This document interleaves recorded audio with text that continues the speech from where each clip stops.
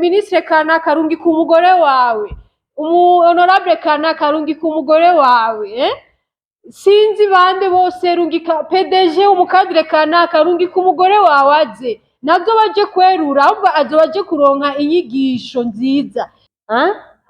Awezi ukaniambia kama naweza nikaruhusu mtu mwenye alitaka ningie mimba, anakuombea mimba, nasema uyu muntu mukumuhana mumugire kwa karorero aje mu mimba. Ngiye ni jewe ngende mu influence, meme n'abartiste benshi ndabasumbya influence. Wowe urinzi ubona Satubi aririmba Vemusozi 3 ari jewe nagakreye, akaririmba ubu niyo hit ihari, tuvugisha ukuri niyo hit ihari Vemuso. Satubi aranandondera nyongere Vemuso, aca nyongera Vemuso idakwiye. Ukeza binotari kuba no kuchaza pesi yabaye ko nyuma teguye nininya kuva mu kwezi kwa kabiri tubizi usabita twegere bishika kuva mu kwezi kwa kane ariko twamenye byavyishe aho kandi no munsi byavyishe umutwe wanje wari mu bindi, murabizi ko bifite ibikorwa vyinshi byo gukora. Ariko no munsi batubwiye amatariki mbega evenement izuba kutariki tingana le 24 juillet ni mu ndwiza ku munsi wa kane, umunsi w'amavuko yanje. Yes, ni usiku wa Nelina abantu benshi nk'abarundi bari basanzwe ntibagiye reka gato sinaguciremwo, tuzoba turi kumwe na DJ Fulbert from Runtown DJs, niwe azoza kuduha umuziki. Hariho n'undi mu DJ bambwiye yuko avuza imiziki y'igiswahili ryoshe cyane, zire tarabu, abagore baze bumvirize tarabu zo kuririmbira abahabara b'abagabo babo bandana. Yes, bombe bari suko Nelina mugabo nk'abarundi cyangwa abarundi kazi benshi mwasanzwe bamenyereye ibiberayo, tubizi ko benshi bibera mu baswahili mu biyenzi, nk'uko benshi bakomeje kwa gusaba amanimero turungika na mugabo icyumviro cyaraje kugira ngo ushobore kubikora. Mbega koko nk'abarundi ubona ko hazuba habayemo gutitura imico n'akaranga by'iwacu, usanga wavuze ngo nukwerura ariko nivyo no kubigisha, ariko mbega koko nibandi bemerewe kuzana abakenyezi bubatse gusa cyangwa n'inkumi ziremerewe makandi kuri evenement nyene no musi yabonye kuno mwaka mbega ningaruka mwaka cyangwa no musi bayo no musi kugira ngo bice mukumbure uce inoti yawe y'uno musi abamwakuza tuzobegeka ni kubibura urakoze. Gucerekeye amafaranga, je sanzwe mfise amafaranga sanzwe mfise amafaranga, singize usiku wa Nelina atengo uca amafaranga. Iyo mba nshaka guca amafaranga antuka nta makampuni nkangahe nari kubwira nkanzika cyane kuri stati amakampuni ashaka guhayanisha murahawe ikaze, mugabo muzogira vuga niko novuga ati ticket sponsor ndayishaka none no musi no vyandika kuri stati kandi ndazi benshi boboneka, ariko ico cha ticket sponsor nzociyumvira. Hama nta mahera nshaka gukura mu bantu antuka, ariko kugira bibe ibintu biri ni expensive, kuko 100,000 si make ku muntu, 100,000 n'amahera menshi cyane, kuko hari abartiste bagira concert kubinjira nanga 10,000 20,000 30,000. Je tubana kubwiye ni jewe ngende mu influence, meme n'abartiste benshi ndabasumbya influence. Wowe urinzi ubona Satubi aririmba Vemusozi 3 ari jewe nagakreye, akaririmba ubu niyo hit ihari, tuvugisha ukuri niyo hit ihari Vemuso. Satubi arandondera ndayicishijemo kuko urumva yakoresheje aka creation kiwanje, ni jewe nabivuze. Satubi aranandondera nyongere Vemuso, aca nyongera Vemuso idakwiye. Uravyumva? Mugabo shatse kwereka yuko jewe siniyita umustar, siniyita umu influenceuse, no, jewe ndarengeye ayo mazina jewe. Nico gituma narafa pase mutambonye ngo muri Congo muri competition ngo yaba best influencer bahe, no, jewe nta mahera nkeneye muri evenement, shaka kuzohuza abantu nama service nakoreye abantu benshi for free. Abantu barambaza ndagwaye ibi ndangira umuganga nkashira kuri Insta story, abantu bakagenda kuwo muganga neri shakiki nkashira ama business y'abantu n'ama company nazi nkabagirira ama promotion, beneyo bagaca bandondera bakanshimira. marimikashi 400,000 300,000 ari numa 200,000 nkashima kubera iki sinamurondeye ni wandondeye kubera yabonye ivyo nakoze nukuri abantu kandi cubagije hari nabambwiye ngo yarasivye kujya kunungira anonymous message bakanuka ngo rari amahera nanananango sikwa nene ate ngo ntacu uzopfa ukoze ibaze murakubwira guco nakuzi akuzi kuri rezo social bwaye kwavuga ivyo na mahera vraiment twashatse gusa habe limite kubera ko iyo abantu babaye ibintu bibaye by'abantu benshi cyane haca bakavuye ikindi mbe wambagije ni kifise umutwe muto intumbero ego wavuze ngo abaswahili ngo kubera kwerura nico abaswahili ubenga ntandero comme si tuje kugira ibintu bitabaho byo gutitura imico nico ndiko ndanka rero nico iyo mentalite changement de mentalite turi muri 2025 iyo mentalite ihagarara ubu turi ku bantu bakoresha Twitter barabibona ubu turi muri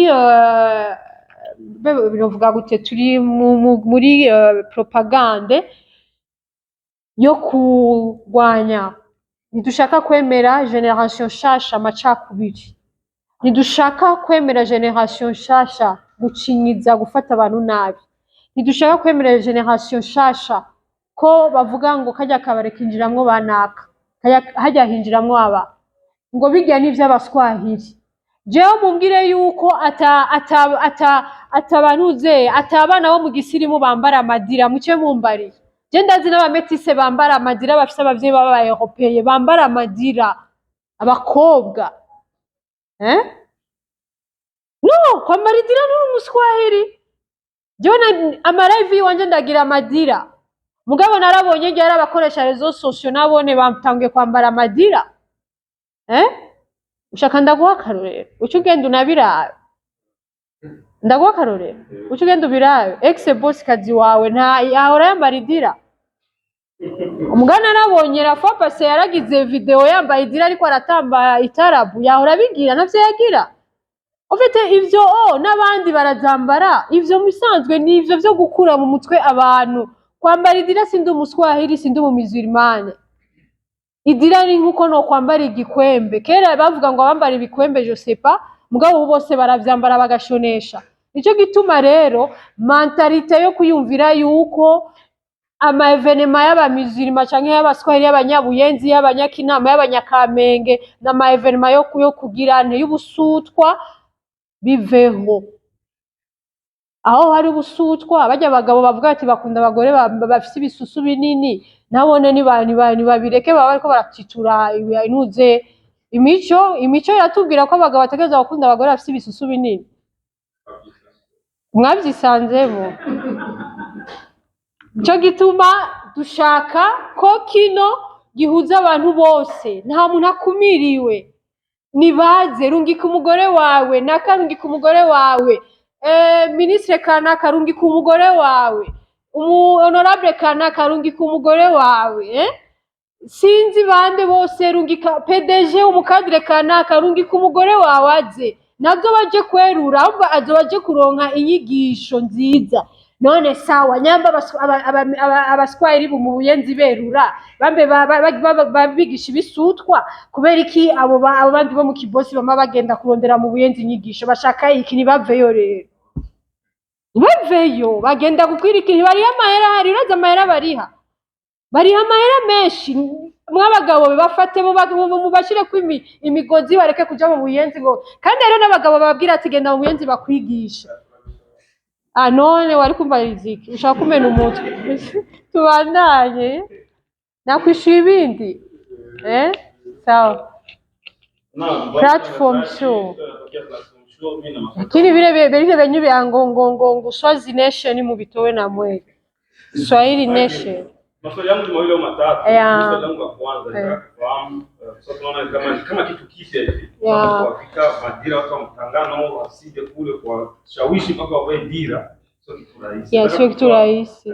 Namna ambavyo utakapoweza ili kuwezesha wale wakina dada kule waweze kuvaa kama ulivyovaa hapo. Hilo swali langu la kwanza.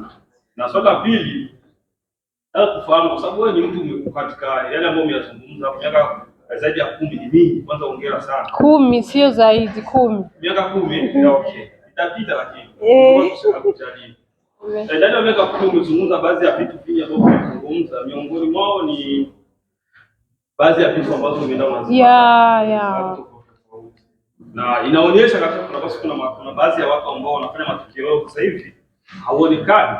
Na kitu sababu ni nini? Labda jambo la kitu. Sasa umetengeneza vitu na watu wengi. Sasa unawashawishi vipi hao watu ambao umekutengeneza vitu ili waweze kuja? Kwa sababu miongoni mwao na wanawake pia nilikuwa nakutana na wengi sana. Unaona, mpaka leo nadhani hamuongei. Nataka kujua mbinu gani ambayo utakayoitumia ili kuwashawishi na wao waweze kuja hiyo tarehe 24. Sawa. Cha kwanza juu ni rahisishia watoto wa Mtangano, watoto wa Rohero, watoto wa Kinindo, Kabondo kukuja kwa shughuli yetu. Nimeweka juu wa feel free. Nimeweka kila mtu atakuja na dila yake. Juu tukiweka wakanunue dila hapa inawezeka kuwa vitu sijui. I don't think kama inaweza kuwa kitu rahisi sana. Na inaweza ikasababisha kama kudisturb kama ka event muda fulani hivyo. Juu ni first edition, lazima tuweke sawa kila kitu, and next edition juu watakuwa waliona gisi cha kwanza kitakuwa watafaa nini, tunaweza tukaweka hata stende kama dira, wananunua hizo dira wanakuja wanavaa dira moja.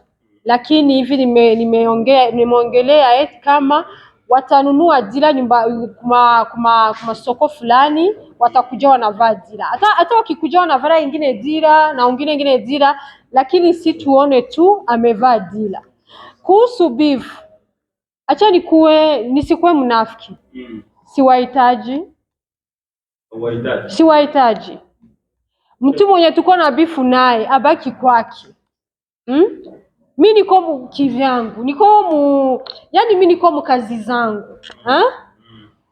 Juu ya mtu mwenye tulifikiria kukuwa na beef. Yani ilikuwa ni ile beef ya in deep. Na ikaingilia kama lo mbaya sana. Hawezi ukaniambia kama naweza nikaruhusu mtu mwenye alitaka ningie mimba. Anakuombea mimba, nasema uyu muntu mukumuhana mumugire kwa karorero aje mu mimba. Naje urumva muri entertainment byarashitse, ndatukana n'abantu kugeza aho banyitwarira, ibagenda umuntu umwe ku bantu bashika 14. Je dossier yanje arimwe abantu 14. Ngana narabatsinze. Kubera urumva abo bantu barantutse ariko ntibantutse nkuko je nabatutse ibiremereye cyane kuri bo. Baca baritwara, mugabo murabizi umuntu akwitwarira ntagutorera, bambe ukwitwarira ugutuka ntagutorera, kandi baritwaye utangura kwitwara barakira plate ziwe kuko ntibaba bazi side yiwawe. Nico rero cyo gituma nabatsinze gose, narabatsinze cyane. Kandi murabona naciye nguma mvugwa. Ijya rero kijya novuga yuko ujya rero hagero naninjiye mu mwuga neza cyane gose. Haya rero nabari umva baranyinjije, baranyatiye. Nico gituma uno munsi nta kintu coza kivuga kitineri hagarika ivyo bintu, kuko sisho kubihagarika. Turagerageza gushaka kubihagarika kuko murabizi yuko turakora muri entrepreneuria, turafise ivyo dukora, ariko byaranse ko ndabiheba. Nukuri urusaku rwarananiye guheba, ariko gutukana narabihevye. Ndatukana tukamumvugiri sigaye nukano nahindutse. Gutukana narabihevye, mugabo nabihevye gatoya kubera yuko unyatatse ndakureka, ugusubiye nkakureka, mugabo ndakwishura, ariko sinkicishura nkuko nishura ubwa mbere. Ubu turiko turakura, ndiko shaka gushika kuco, ndiko shaka gushika igituma twagize usiku wa Nerinati.